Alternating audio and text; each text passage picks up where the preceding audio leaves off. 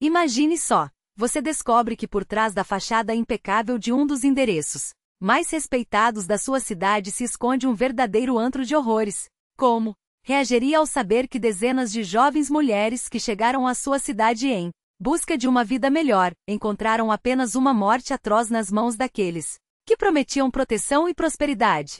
Foi exatamente isso que abalou a tranquila Krasnodar no outono de 1904, quando as folhas douradas cobriam as ruas e a brisa fresca do Cáucaso suavizava o ar. Ninguém poderia imaginar que dentro de um elegante sobrado na rua Krasnaya, aconteciam cenas que chocariam toda a Rússia imperial e marcariam uma das páginas mais sombrias da história criminal. Tudo começou com um simples boletim de desaparecimento. Em 19 de setembro de 1904, o comerciante Andrei Petrovich Sokolov, tido como homem de posses em Ekaterinodar, como então se chamava Krasnodar, compareceu à delegacia para denunciar o sumiço de sua sobrinha, Maria Sokolova, de apenas 22 anos.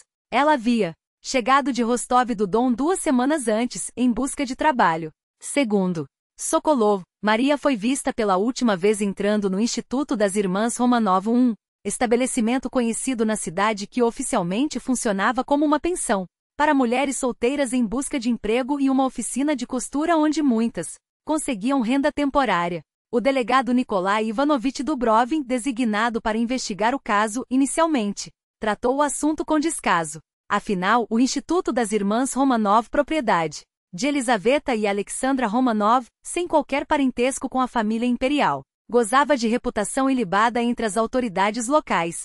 As irmãs eram conhecidas por suas generosas doações a obras de caridade, frequência assídua à igreja e relações próximas com a elite administrativa da cidade. Além disso, o desaparecimento de jovens que vinham de outras regiões em busca de trabalho não era incomum. Muitas simplesmente partiam para outros lugares sem avisar os familiares. Lembro-me vividamente da primeira vez que vi aquele casarão, confessaria mais tarde Dubrovin em suas memórias. Uma construção de 3 andares em estilo neoclássico, com colunas imponentes na entrada e um jardim bem cuidado. Nada em sua aparência sugeria o pesadelo que se escondia além daqueles muros. Elizaveta Romanov, a irmã mais velha, recebeu-o em um salão luxuosamente decorado. Uma mulher de cerca de 40 anos, de maneiras impecáveis e uma beleza fria que, apesar da idade, ainda cativava quem a olhava.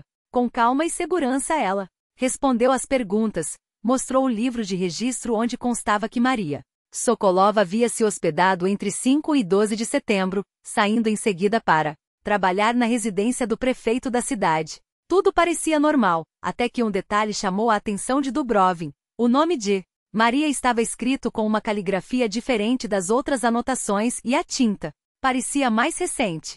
Ao examinar melhor, notou vestígios de uma inscrição apagada por baixo. Essa inconsistência despertou sua desconfiança profissional. Ao verificar a suposta contratação de Maria na prefeitura, descobriu que ninguém lá tinha conhecimento dela. As investigações seguintes revelaram um padrão aterrador. Nos últimos 3 anos, mais de 20 mulheres que se hospedaram no Instituto das Irmãs Romanov haviam desaparecido sem deixar rastros. Todas jovens atraentes, o mais importante, sem vínculos sociais fortes na cidade. A maioria viera de outras regiões em busca de trabalho, presas fáceis. Seus desaparecimentos passavam despercebidos e quando alguém as procurava, as irmãs Romanov sempre tinham uma explicação pronta. Elas haviam partido repentinamente para outro lugar. Em 27 de setembro de 1904, após uma semana de vigilância discreta, Dubrovin obteve um mandado de busca e apreensão. A operação foi realizada ao amanhecer, quando a maioria dos moradores ainda dormia. O que a polícia encontrou superou até os piores temores. No porão da mansão, atrás de uma porta de ferro maciça, disfarçada de estante de livros no escritório de Elizaveta, havia uma câmara de tortura, equipada com precisão cirúrgica, paredes e piso revestidos de azulejos, para facilitar a limpeza do sangue. No centro, uma mesa metálica com correias para imobilizar as vítimas. Instrumentos médicos, bisturis, serras, pinças, estavam organizados em prateleiras, revelando o conhecimento técnico de quem operava aquele lugar sinistro. Em 23 anos de polícia, nunca vi nada parecido, registrou Dubrovin em seu relatório. Não era apenas um local de assassinatos, mas um laboratório de morte. meticulosamente planejado. Cada ferramenta tinha seu lugar, cada procedimento, segundo anotações encontradas, era documentado com rigor. Não se tratava de criminosos comuns, mas de indivíduos que transformaram o assassinato em uma espécie de ciência macabra. Mas o pior ainda estava por vir. Ao abrir uma segunda porta secreta, os investigadores depararam-se com uma sala repleta de recipientes de vidro. Dentro deles, conservados em formol, estavam órgãos humanos, corações, rins, fígados. Cada frasco estava etiquetado com o nome da vítima e a data da extração. Alguns órgãos mostravam sinais de intervenções cirúrgicas, cortes, pontos, marcas de injeções de substâncias desconhecidas.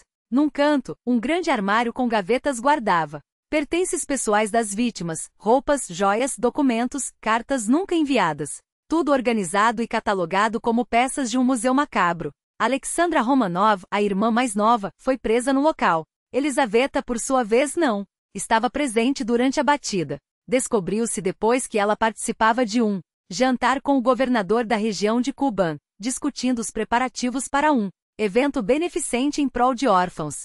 Seu arresto, realizado no próprio palácio do governador, causou um escândalo sem precedentes entre a alta sociedade de Ekaterinodar. Nos primeiros interrogatórios, as irmãs mantiveram um silêncio obstinado. Só após 3 dias em celas solitárias Alexandra começou a falar. Seu depoimento, registrado pelo escrivão Feofan Kuprianov, tornou-se a base da acusação.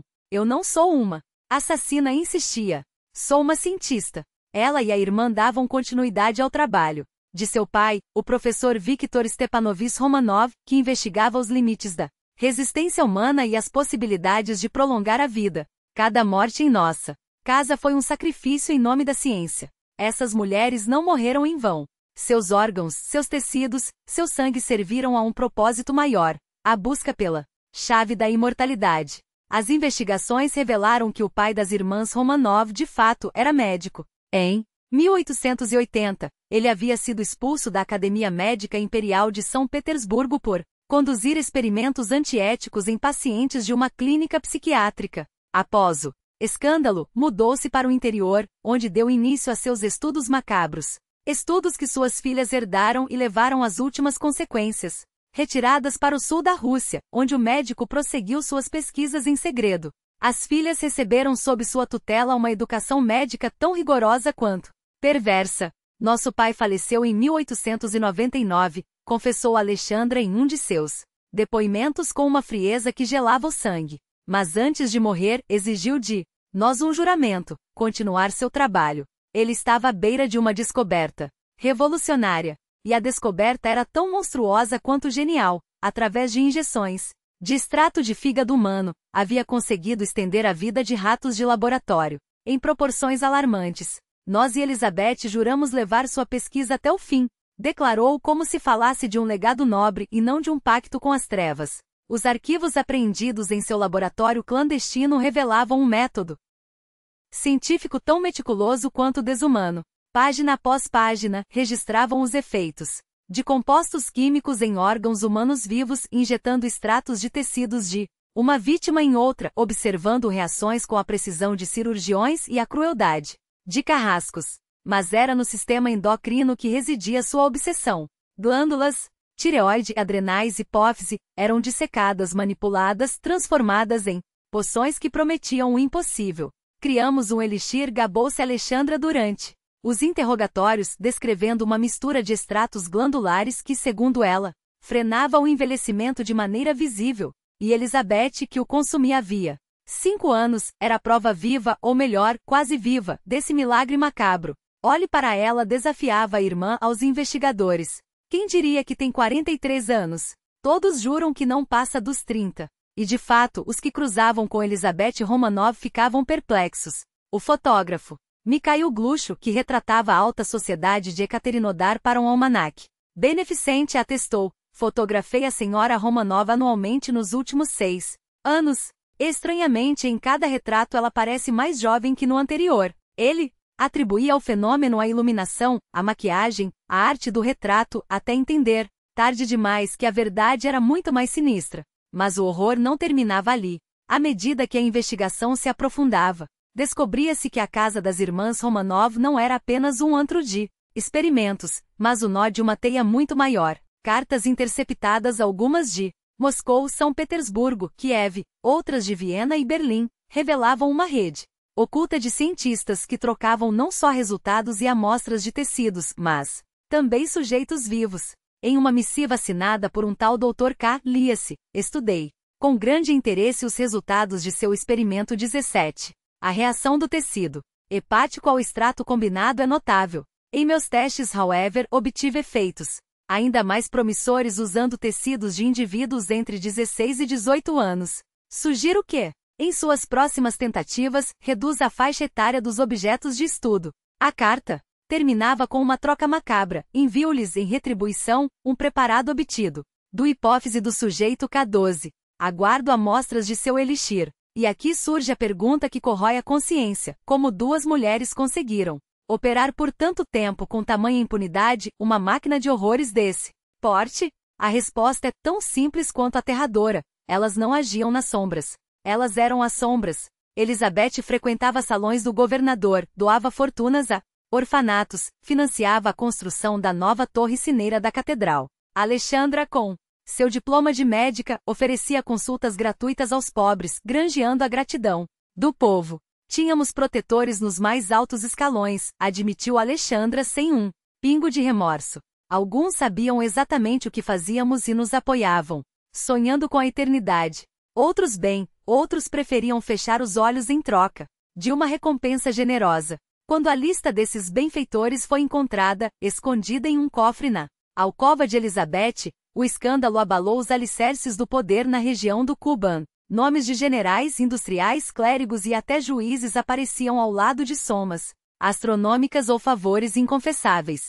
Não por acaso, os jornais locais que, inicialmente, estamparam manchetes sensacionalistas sobre o caso das irmãs Romanov receberam ordens veladas para silenciarem o assunto. Mas a verdade, como um vírus, já havia se espalhado. Repórteres de Novoe Vremya e Ruskoe-Slovo afluíram a Ekaterinodar, ávidos por detalhes. Entre eles, Vladimir Giliarovsky, o lendário cronista moscovita, que batizou as irmãs de vampiras do Kuban, em uma série de artigos arrasadores. O que ocorreu aqui não é um crime comum. É o sintoma de uma doença que corrói nossa sociedade, uma doença em que, por trás de máscaras de filantropia e respeito, esconde-se uma podridão capaz de sacrificar vidas humanas em nome de uma quimera científica. A perícia médica confirmou que Alexandra tanto se vangloriava. O líquido apreendido nos aposentos de Elizabeth continha, de fato, extratos de órgãos humanos, misturados a compostos químicos, incluindo traços de arsênico, cuja toxicidade, em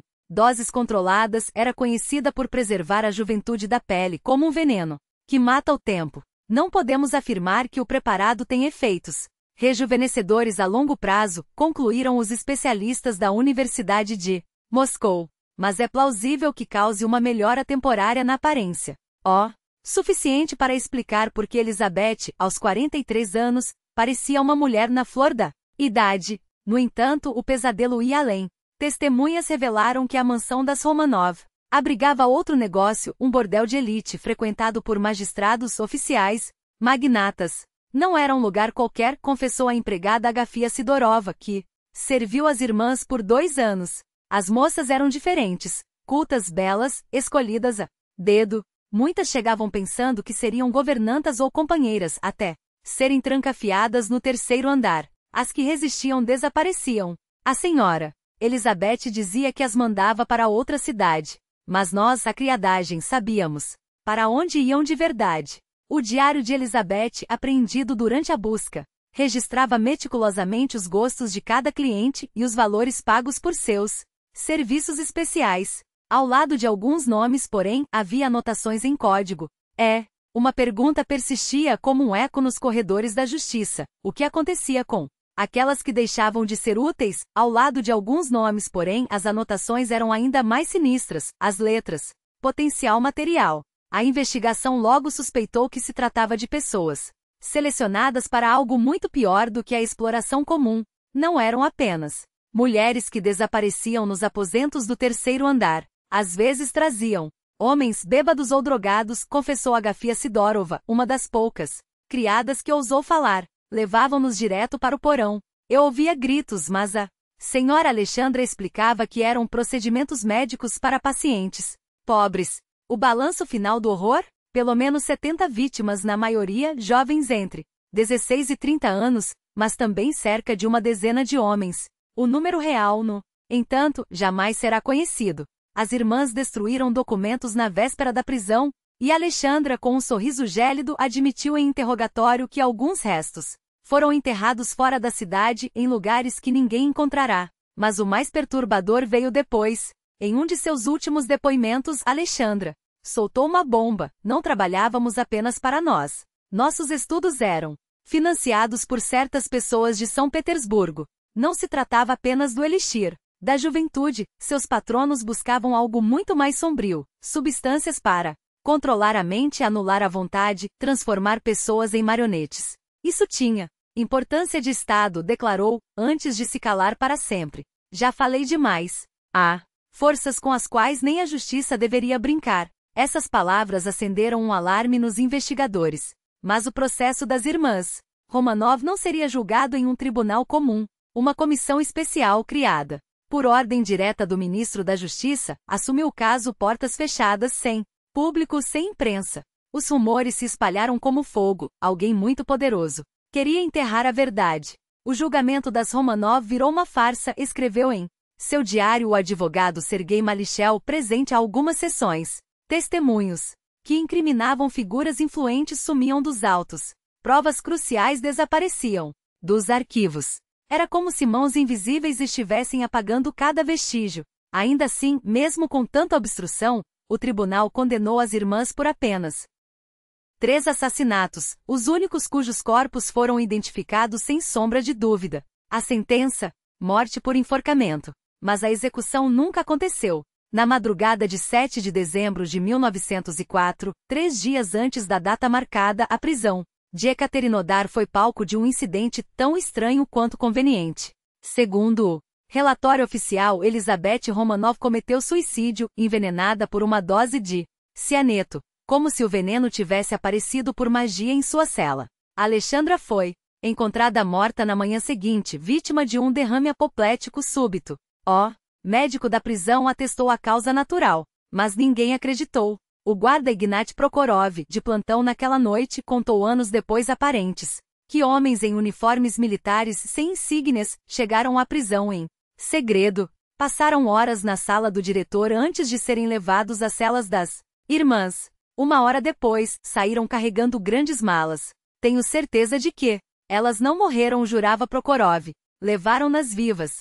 Os corpos que mostraram não eram delas. A mulher que disseram ser Elizabeth era 10 anos mais velha e tinha uma cicatriz no rosto, algo que a verdadeira Elizabeth nunca teve. E então, como em um roteiro escrito por mãos ocultas, as peças começaram a sumir. O investigador Dubrovin, que liderava o caso, foi exilado para um remoto posto na Sibéria. O secretário judicial Kuprianov morreu de repente, fulminado por um ataque cardíaco aos 38 anos. O arquivo do processo, guardado no Tribunal Distrital, foi reduzido a cinzas em um incêndio de causa desconhecida. Até o sobrado da rua Krasnaya, antigo covil das irmãs, foi comprado pelo município, reformado e transformado em uma escola com todos os porões selados com cimento. Por anos, moradores evitavam passar perto do local à noite. Ouviam-se gemidos, risos abafados, como se algo ainda estivesse preso lá embaixo, murmuravam. Mas a história não terminou ali. 8 anos depois, em 1912, uma monografia científica foi publicada em Berlim, Segredos Endócrinos da Longevidade, assinada por uma tal doutora Elizabeth Romanov. O livro chocou a comunidade médica com teorias ousadas sobre prolongamento da vida através de extratos hormonais e, pior, descrevia experimentos em humanos realizados em um país oriental. Alguns exemplares chegaram à Rússia. Vladimir Giliarovsky, jornalista incansável, reconheceu o nome. Imediatamente, sua denúncia foi publicada, mas as autoridades ignoraram as coincidências, e todas as cópias foram confiscadas pela censura. Em 1914, a Primeira Guerra Mundial enterrou o caso de vez. A Revolução e a Guerra Civil apagaram os últimos rastros. Arquivos foram queimados, testemunhas morreram ou fugiram. Só no final do século XX, quando pesquisadores acessaram documentos secretos, o pesadelo das vampiras de Kuban ressurgiu. E então, as pistas mais perturbadoras. Em 1907, uma mulher extraordinariamente parecida com Elizabeth Romanov trabalhava em um instituto científico fechado em Berlim, conduzindo pesquisas idênticas aos experimentos do porão da Rua Krasnaya. Uma foto de 1910, desbotada pelo tempo, mostra entre os funcionários uma figura feminina com traços inquietantemente familiares, embora a qualidade não permita certeza absoluta. Mas é o rastro de Alexandra que gelou o sangue dos que o descobriam.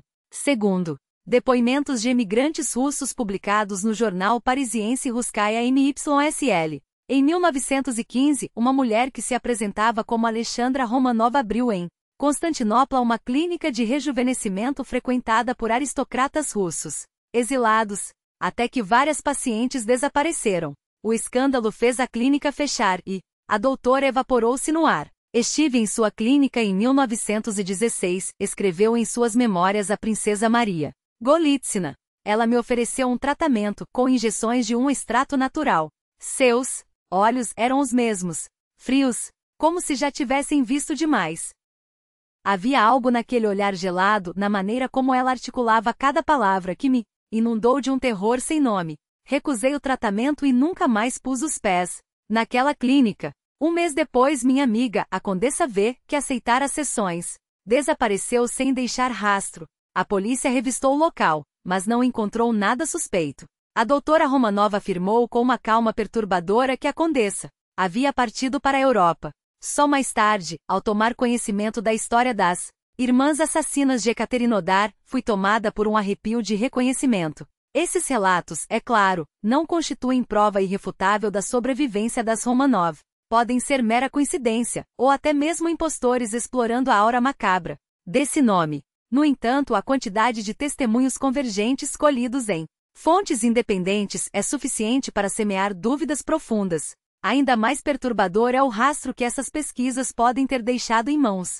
alheias. Experimentos médicos com metodologia inquietantemente similar aos realizados na casa das irmãs Romanov foram documentados, na década de 1920 em clínicas fechadas da Alemanha e da Áustria. Durante a Segunda Guerra, médicos nazistas conduziram testes em prisioneiros de campos de concentração, investigando, entre outras atrocidades, a possibilidade de rejuvenescimento por meio de extratos de órgãos humanos. Existe uma conexão documentada entre os primeiros experimentos na Rússia do início do século XX e as pesquisas médicas subsequentes na Alemanha nazista, afirma o historiador da medicina Dmitry Volkov. Vários médicos alemães que atuaram nos campos estavam familiarizados com os trabalhos da doutora Romanov. Alguns, possivelmente, até estagiaram em seu laboratório berlinense. Isso não significa que as irmãs Romanov tenham sido cúmplices diretas dos crimes nazistas, mas sua filosofia e métodos, sem dúvida, fertilizaram o solo para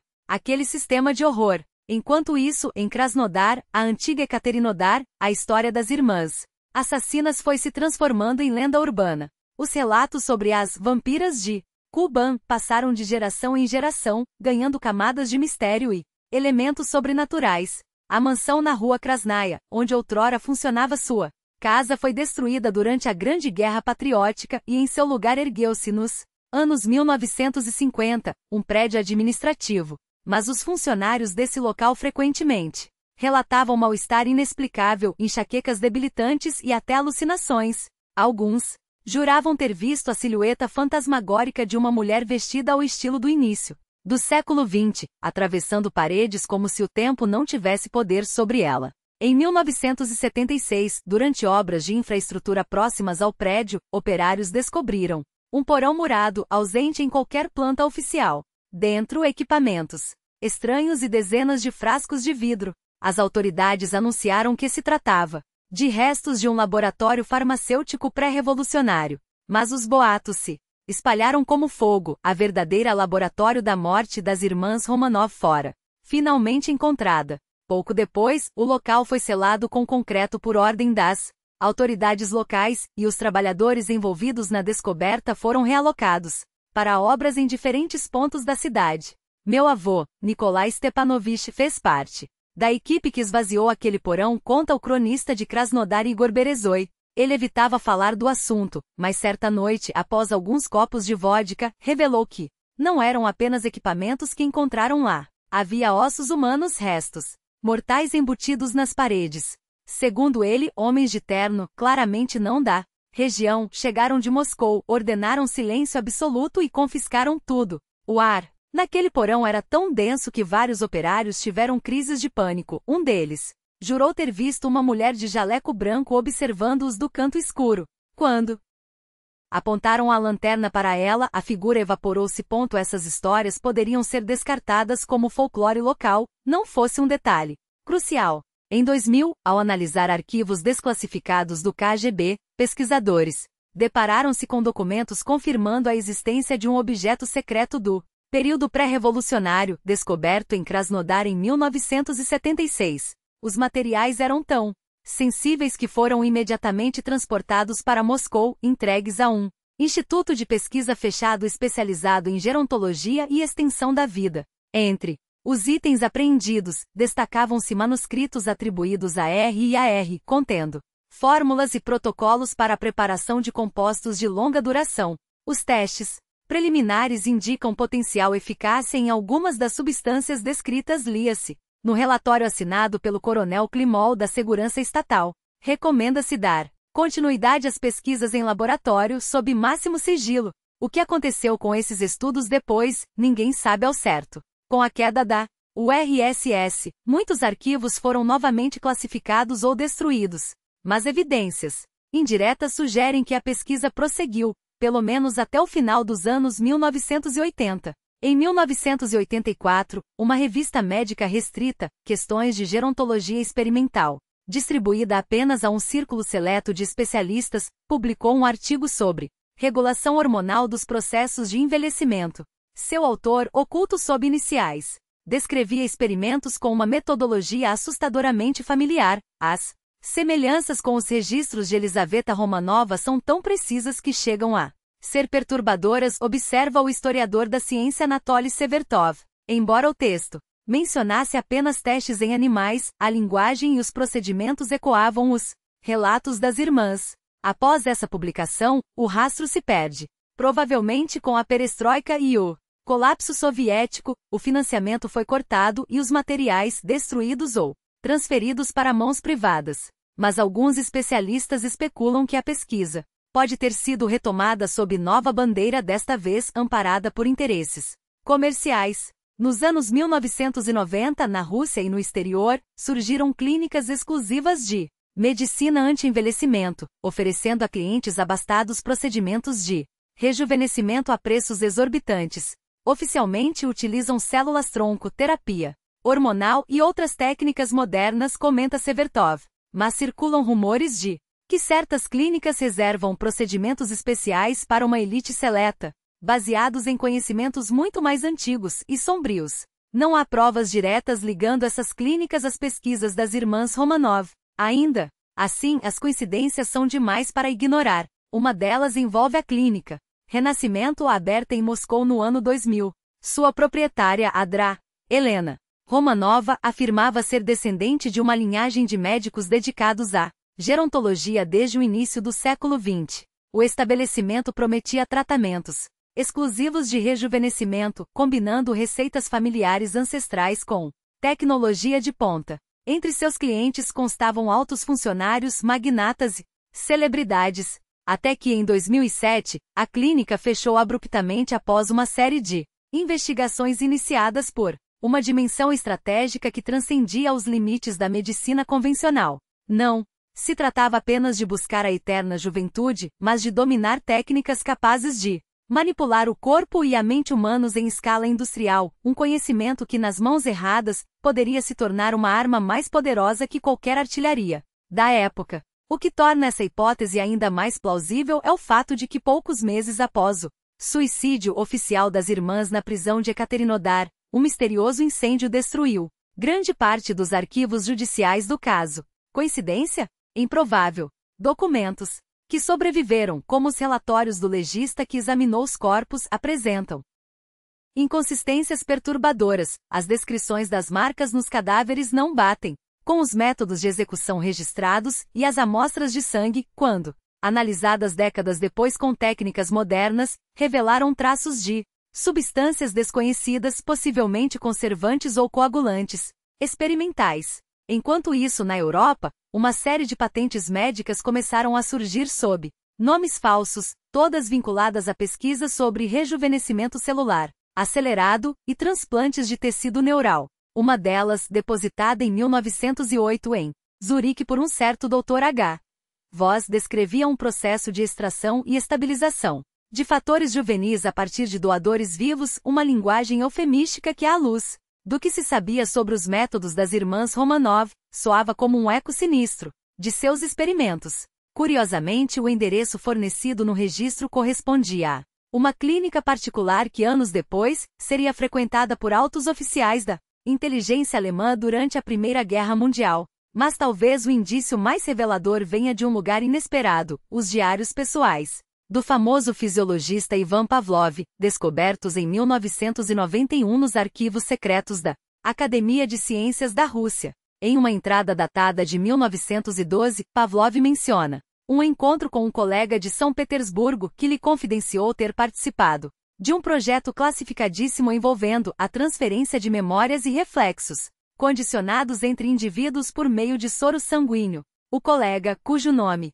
foi cuidadosamente riscado das páginas, teria lhe dito que os resultados eram além do compreensível, mas que o projeto foi abruptamente encerrado após um incidente com doadores não voluntários. Pavlov, conhecido por seu ceticismo, anotou: se apenas metade do que ele descreveu for verdade, então estamos brincando com forças que não deveríamos despertar. Hoje, mais de um século depois, essas forças parecem não apenas despertas, mas em plena atividade, embora disfarçadas sob o manto da ciência legítima. Em 2019, um escândalo abalou o mundo da medicina regenerativa quando foi revelado que várias clínicas de elite na Suíça, Emirados Árabes e Singapura ofereciam a seus clientes um protocolo de rejuvenescimento avançado baseado em injeções de plasma enriquecido com fatores de crescimento exclusivos. Investigações jornalísticas descobriram que esses fatores eram extraídos de doadores jovens em condições questionáveis, muitas vezes em países sem regulamentação ética rigorosa. Um ex-funcionário de uma dessas clínicas que pediu anonimato descreveu à imprensa um sistema de cadeia de suprimentos humana que lembrava, em sua crueldade metódica, os relatos sobre os métodos das irmãs Romanov. Eles não chamam de sacrifício humano, claro, confessou o informante. Chamam de doação voluntária de parceria biológica.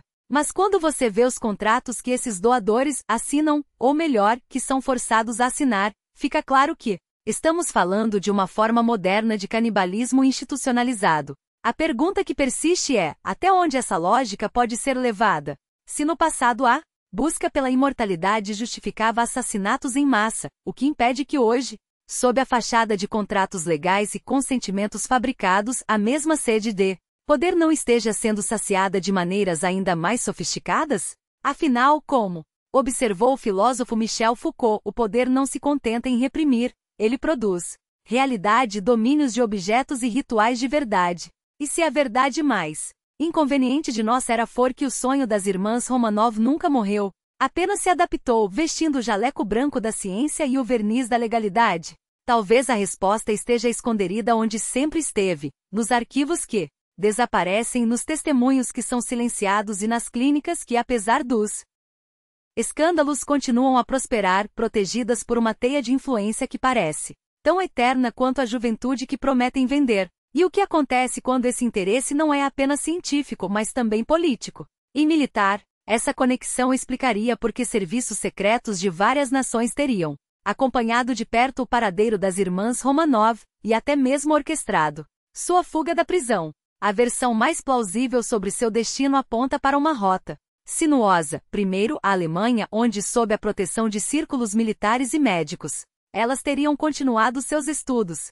Depois, com a derrota alemã na Primeira Guerra, o destino óbvio para figuras tão ambíguas, a América do Sul, refúgio tradicional para aqueles que precisavam desaparecer sem deixar rastros. Nos arquivos da imigração argentina, a pesquisadora Maria Santos, da Universidade de Buenos Aires encontrou documentos que atestam a chegada de Elizabeth Alexandra Romanov, duas médicas russas, ao porto de Buenos Aires em 1919, vindas da Espanha. Seu visto de residência? Garantido por recomendações de figuras influentes locais. Pouco depois, abriram uma clínica particular nos arredores da cidade, especializada em procedimentos de rejuvenescimento para uma clientela abastada. O estabelecimento funcionou até meados dos anos 1950, quando foi fechado após a morte das proprietárias. Pelos registros, Elizabeth teria 90 anos, Alexandra 85. Mas aqui vem o detalhe perturbador. O jornal local que noticiou seus óbitos descreveu-as como mulheres surpreendentemente jovens para a idade. Aparente 60 anos, no máximo. Coincidência? Improvável. Nomes idênticos, profissão idêntica, especialização idêntica. E uma vitalidade que desafiava as leis da biologia. Mas o que realmente gelou sangue dos investigadores foram os arquivos policiais desclassificados em 2001, revelando uma série de desaparecimentos de jovens mulheres na região entre 1920 e 1955. Pelo menos 30 com idades entre 16 e 30 anos, evaporaram sem deixar vestígios. As investigações não levaram a nada, mas os relatórios policiais anotavam um padrão inquietante. Muitas das vítimas haviam sido vistas pela última vez caminhando em direção à clínica de rejuvenescimento. Isso é a assinatura das irmãs Romanov, afirma o criminologista Viktor Leontiev. Mesmo método, mesmo perfil de vítimas, mesma isca, promessas de trabalho ou tratamento. Mesmo que as Romanov argentinas não fossem as mesmas de Ekaterinodar, agiam como cópias fiéis, ou pior, como herdeiras de um legado. Após a morte das irmãs, a clínica foi vendida e transformada em um sanatório convencional. Mas testemunhas locais juram que, por ordem das autoridades, os porões foram selados com concreto, e todos os arquivos médicos confiscados pela polícia. O que havia naquela documentação? Para onde foram esses registros? Ninguém sabe. Décadas depois, entre os anos 1960 e 1970, uma onda de clínicas de medicina anti-envelhecimento surgiu na Argentina, no Chile e no Paraguai, fundadas por médicos que se apresentavam como discípulos dos grandes doutores Romanov. Todas compartilhavam não só a especialização, mas também uma reputação manchada por escândalos, desaparecimentos inexplicáveis, mortes suspeitas, experimentos não autorizados. Sempre que as investigações avançavam, patrocinadores poderosos as sufocavam. Hoje, o caso das irmãs Romanov permanece como um dos enigmas mais sombrios da criminologia russa do século XX, um quebra-cabeça de documentos desaparecidos, testemunhos contraditórios e coincidências demais para serem ignoradas. Por quê? Essa história ainda fascina tanto? Questiona a psicóloga Maria Volkova. Porque toca nos medos e desejos mais primitivos da humanidade, o terror da morte e a obsessão pela juventude eterna. E é aí que a linha entre ciência e pesadelo se esfarela. As irmãs Romanov não eram apenas assassinas, eram visionárias de uma perversão. Elas entenderam antes de todos que, em nome da imortalidade, qualquer atrocidade pode ser justificada, e que, para cada época, há um método adequado. No século XXI, ninguém mais mata para extrair um elixir da juventude. Ou mata. A ciência avançou, genética, células-tronco. Medicina regenerativa abrem portas antes impensáveis. Mas a questão ética permanece a mesma de 100 anos atrás. Hoje, ninguém usaria sangue humano para rejuvenescer. É criminoso e cientificamente obsoleto, diz o gerontologista Andrei Simonov. Mas e os embriões? Descartados em laboratório? E as células-tronco de origem duvidosa? E os experimentos com edição genética em países sem regulamentação? A fronteira entre o ético e o monstruoso nunca foi tão tênue. E se as irmãs Romanov não se limitavam à medicina? Seus arquivos sobreviventes, fragmentos resgatados do esquecimento, revelam algo ainda mais perturbador. Entre anotações clínicas, há textos que parecem saídos de grimóires antigos, descrições de rituais, incantações e técnicas para absorver a força vital de outros seres. Muitos veem nelas apenas criminosas disfarçadas de cientistas, observa a historiógrafa do ocultismo Valentina Mikhailova.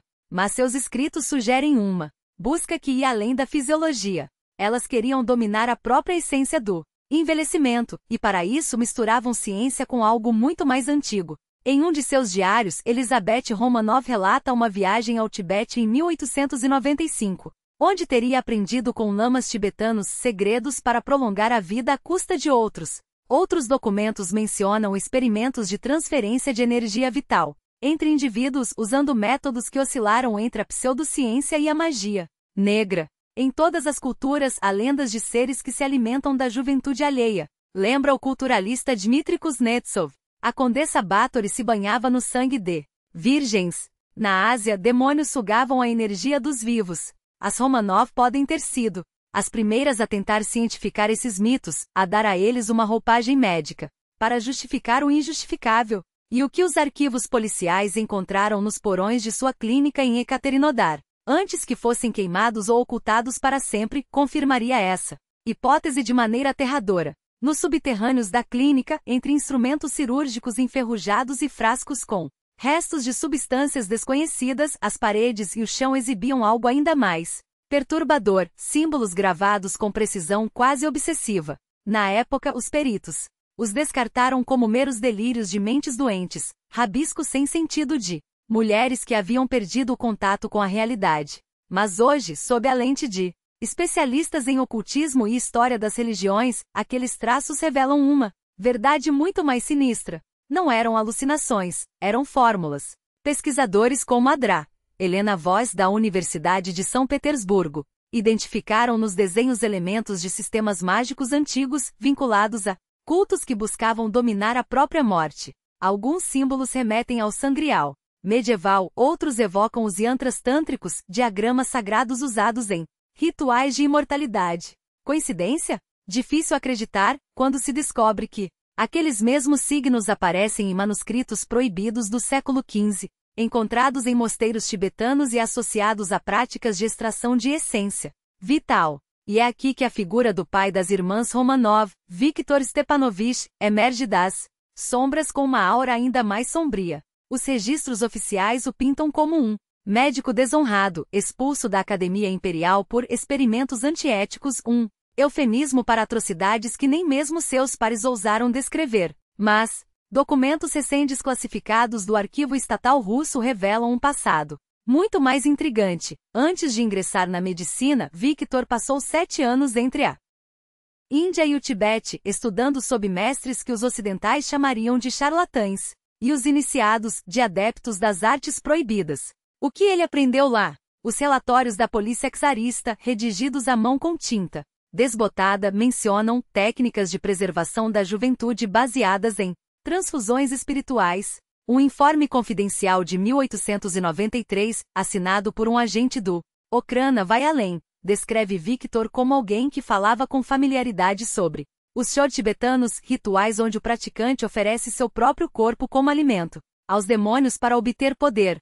Seria mera especulação, se não fosse pelo fato de que entre os pertences das irmãs Romanov, a polícia encontrou um kapala, uma taça craniana humana, esculpida com os mesmos símbolos das paredes da clínica. A conexão é inegável, e levanta uma questão arrepiante: e se as filhas não estivessem apenas continuando o trabalho do pai, mas aperfeiçoando